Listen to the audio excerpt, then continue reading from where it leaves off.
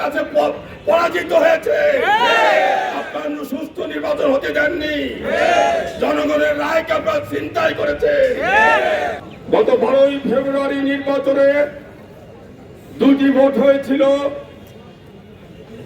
জাতীয় সংসদ সদস্যের শপথ নিলেও সংবিধান সংসদ পরিষদের তারা শপথ নেয়নি।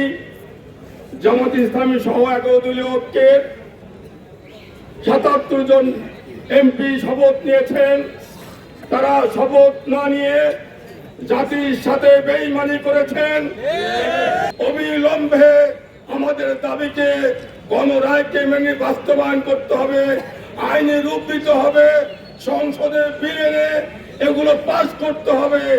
অন্যথায় এদেশের মানুষ আজকে যেমন রাজবাড়িতে আমরা দেখছি, আমাদের রাজবাড়ী জেলার প্রত্যন্ত অঞ্চল থেকে আমাদের সংগ্রামী বিপ্লবী ভাইরা আজকে অনেক পরিমাণে সমবেত হয়েছে।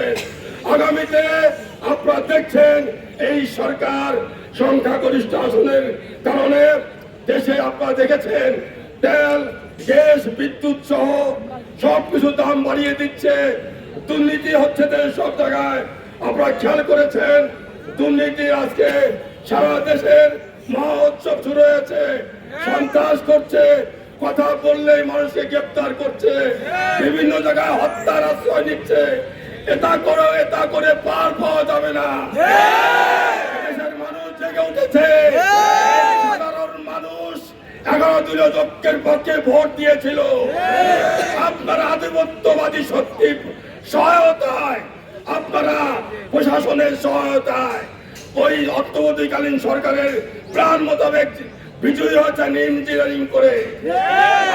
জনগণের কাছে পরাজিত হয়েছে।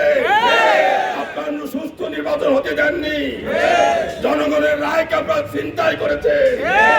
আমরা অবিলম্বে বলতে দিতে চাই, এই দেশের মানুষ সারা জেলা দেশের মানুষ আজকে ফুঁসে উঠেছে।